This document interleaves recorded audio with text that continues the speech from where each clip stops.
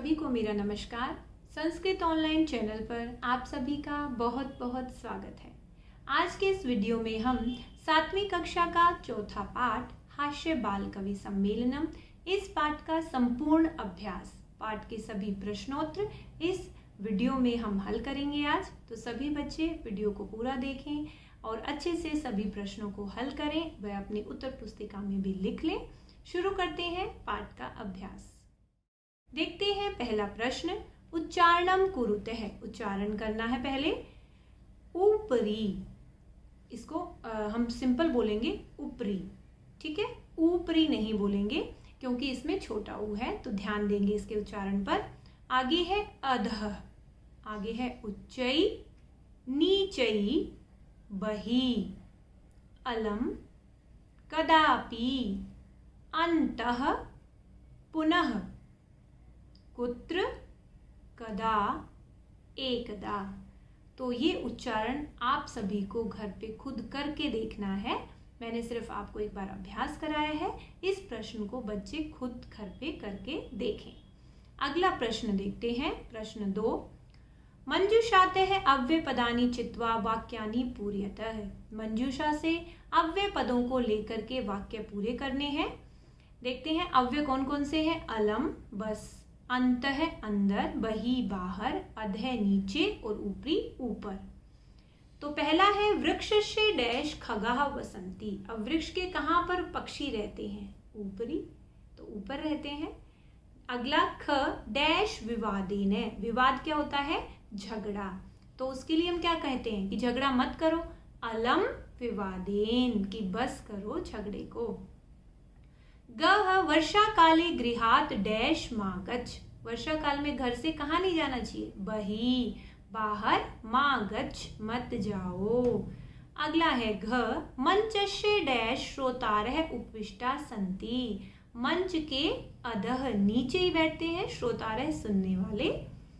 अगला है छात्राः विद्यालयस्य डैश प्रविशन्ति, छात्रा विद्यालय के कहाँ पर प्रवेश करते हैं? अंतः, अंदर प्रवेश करते हैं। तो ये था आपका दूसरा प्रश्न। देखते हैं आगे। प्रश्न 3। अशुद्धम पदम चिनुतः, अशुद्ध पद आपको चुनना है। इसमें 4 शब्द दिए हुए हैं, 4 पद दिए हुए हैं, उनमें से कोई एक अशुद्ध है, उसको आपको अलग करना है। गमन्ति, यच्छन्ति, पृच्छन्ति व धावन्ति। अब गमन्ति तो हमने कभी नहीं सुना, गच्छन्ति होता है, क्योंकि गम धातु को गच्छ आदेश होता है, वो गच्छति चलता है। तो यहाँ पर गमन्ति अशुद्ध पद है। अगला है रामेण, गृहेण, सर्पेण, गजेन। अब यहाँ पर क्या अलग होगा? गजेन, ठीक है। गजेन जो है यहाँ पर जो है अशुद्ध पद है। अगला है लतया, मातया, रमया, निशया। तो मातया जो है वो बिल्कुल अलग है, क्योंकि मातृ शब्द जो है ऋकारांत शब्द रूप है, उस तृतीय विभक्ति अलग होगी उसकी, तो ये यहाँ पर अशुद्ध है। अगला है घ लते, रमे, माते, प्रिय।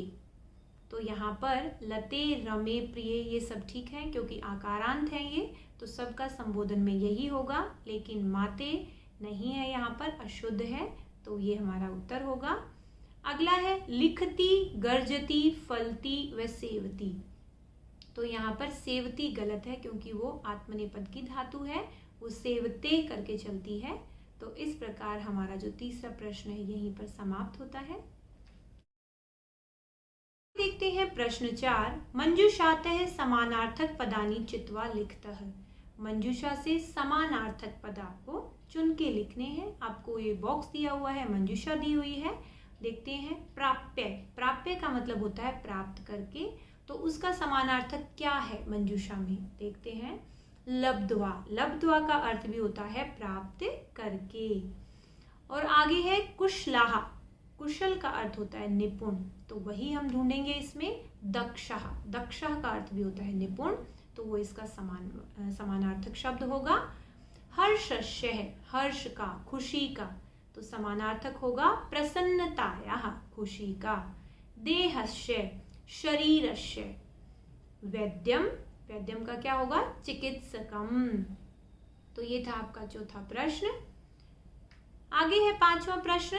अधोलिखितानां प्रश्नानां उत्तराणि एक पदेन लिखते हैं। नीचे लिखे गए प्रश्नों के उत्तर एक पद में देने हैं। क मंचे कति बाल कवयः उपविष्टा सन्ति। मंच पर कितने बाल कवि बैठे हुए हैं? तो कितने बैठे हुए हैं? चत्वारः। पाठ के शुरू में ही आया था कि 4। आगे है के कोलाहलम कुर्वन्ति। कौन शोर करते हैं? श्रोतारः। सुनने वाले ही जो बैठे होते हैं वो सब शोर कर रहे हैं, श्रोतारः। ग गजाधरः कम उद्देश्य काव्यम प्रस्तौति। गजाधर किसको उद्देश्य करके कविता प्रस्तुत करता है? गजाधर सबसे पहले आधुनिकम वैद्यम, जो हमारे आधुनिक वैद्य हैं उसके ऊपर कविता सुनाता है। घ है तुंदिलः कस्य उपरि हस्तम आवर्तयति। किसके ऊपर हाथ घुमाता है? तो तुंदिलः है तुंदस्य। तुंद होता है पेट के ऊपर। आगे है लोके पुनः पुनः कानि भवन्ति। शरीर, लोके का अर्थ है संसार में बार बार क्या आता रहता है या होता रहता है? तो पुनः पुनः शरीराणि। शरीर तो जो है बार बार आते रहते हैं, ऐसा आया था। आगे है किम कृत्वा घृतम पीबेत। क्या करके घी पीना चाहिए? सबसे अंत में आया था ये। तो ऋणम कृत्वा, कि हमें ऋण लेकर के भी जो है घृतम पीबेत, घी पीना चाहिए। देखते हैं अगला प्रश्न। प्रश्न 6। मंजूषातः पदानि चित्वा कथायाः पूर्तिं कुरुतः। मंजूषा से पदों को लेना है और एक छोटी सी कहानी दी गई है, इसी को पूरा करना है। तो देख लेते हैं क्या होगा इसमें। पुरा एकस्य नृपस्य एकः डैश वानरः आसीत्। एक राजा का एक क्या था वानर? प्रिय है वानर है। आसीत् था एकदा नृपः डैश आसीत्। एक बार राजा क्या था? सुप्तः आसीत्, सोया हुआ था। वानरः डैश तम अवीजयत। क्या कर रहा था? विजयत मतलब हवा कर रहा था। किससे? वैजनेन, जो पंखा होता है उससे, हाथ के पंखे से उसको हवा कर रहा था। तदेव एका डैश नृपस्य नासिकायाम। तभी एक क्या आई? मक्षिका, मक्खी, नृपस्य राजा की नासिकायाम, नाक पर उपविशत बैठ गई। यद्यपि, जबकि वानर है डैश वैजनेन है।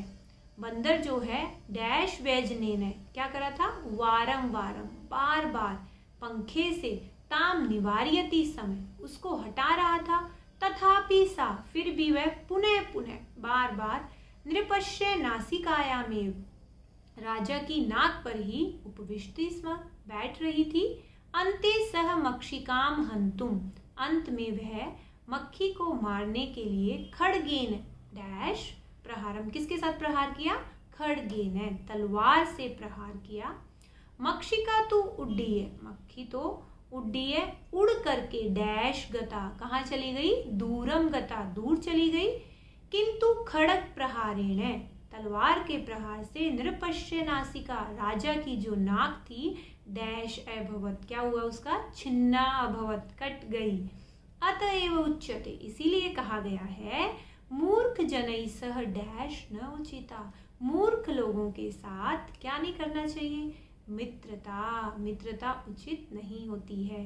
तो यही था आपका छठा प्रश्न, जिसमें हमने इस कथा को मंजूषा में दिए गए शब्दों के द्वारा पूरा किया। आगे देखते हैं प्रश्न 7, जो इसका अंतिम प्रश्न है।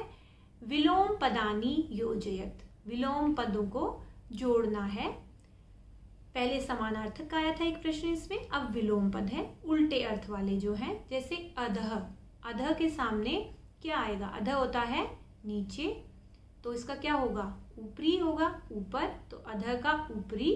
अंत है अंदर, अंदर का तो बाहर होगा, तो बही आएगा इसके सामने, अंतः बही। दुर्बुद्धे, दुर्बुद्धे का क्या होगा? सुबुद्धे, दुर्बुद्धि वाला, और सुबुद्धे अच्छी बुद्धि वाला। उच्चई, ऊंचे का क्या होगा? नीचई, नीचा। दुर्लभम, दुर्लभ है, और एक सुलभम, सुलभ है, जो मुश्किल से प्राप्त होने वाला और आसानी से प्राप्त होने वाला। तो ये हमारे सातों जो प्रश्न हैं पार्ट 4 के 7वीं कक्षा के, हमने इस वीडियो में आज अच्छे से समझे हैं। सभी प्रश्नों को हल किया है, वह स्क्रीन पर भी मैंने सारे प्रश्न आपके साथ शेयर किए हैं। आशा करती हूँ आपको ये समझ आ रहे होंगे। आपको मेरी वीडियो कैसी लगती हैं तो इस बारे में कमेंट करके ज़रूर बताएं। आपके कमेंट्स मेरे लिए बहुत हेल्पफुल होते हैं। कोई भी प्रश्न जब आप पूछते हैं तो मुझे अच्छा लगता है कि आप मेरी वीडियोस को ध्यान से देख रहे हैं और मेरी वीडियोस आपके बहुत काम आ रही हैं। तो इसी तरीके से सभी वीडियोस को ध्यान से देखें, वे अपने प्रश्न भी पूछते रहें। आप सभी का वीडियो को देखने के लिए बहुत बहुत धन्यवाद।